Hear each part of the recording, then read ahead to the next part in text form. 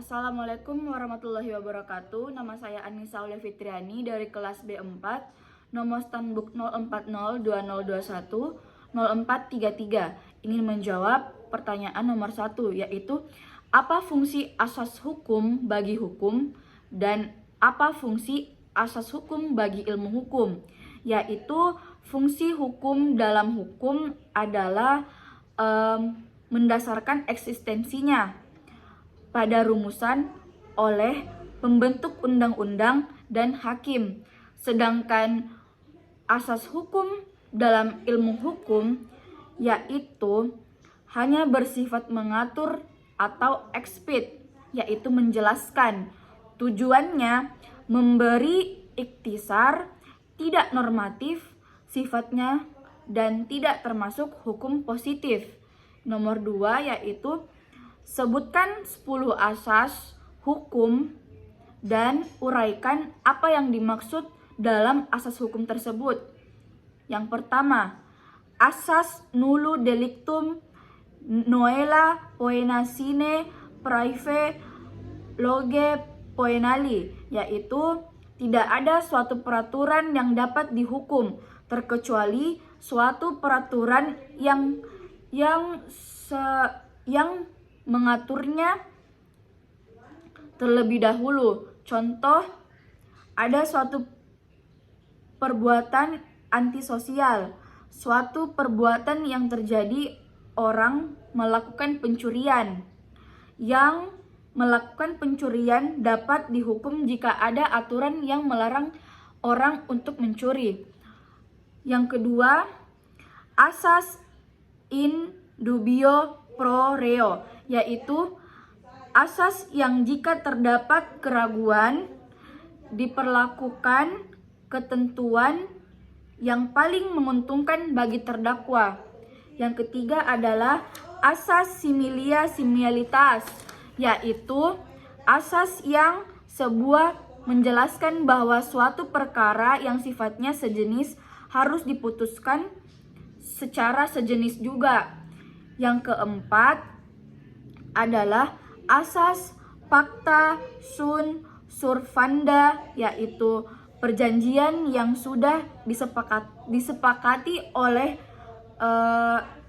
dua undang-undang bagi kedua belah pihak, atau asas ini adalah suatu dasar para pihak dalam hal ini melakukan suatu perjanjian menjadi undang-undang bagi mereka yang menyepakati. Yang kelima, asas gen staff sonder skuld, yaitu asas yang menegakkan bahwa tiada hukuman tanpa kesalahan. Orang yang dihukum harus memiliki kesalahan yang nyata. Yang keenam adalah asas lex posteriori derogat legi priori, yaitu asas terhadap perundang-undangan yang baru kemudian terbentuk oleh perundang-undangan. Yang ketujuh ada asas lex superiori derogat legi inferiori, yaitu asas yang menegaskan bahwa dalam hal perundang-undangan terdapat hal yang sama, maka undang-undang yang lebih tinggi menyampingkan undang-undang yang di bawahnya. Yang kedelapan ada asas lex specialis derogat legi generalis, yaitu asas yang undang-undangnya yang khusus menyampingkan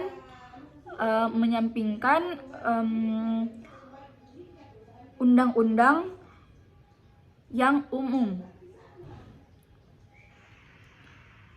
Yang kesembilan ada asas res judicat pro veritate habeter, yaitu asas ini adalah putusan hakim yang dianggap benar sampai putusan yang lebih dianggap benar oleh hakim lain.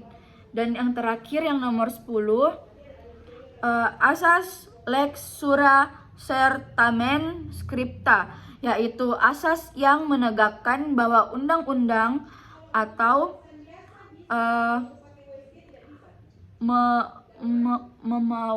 memaparkan orang untuk tunduk dan taat pada undang-undang itu.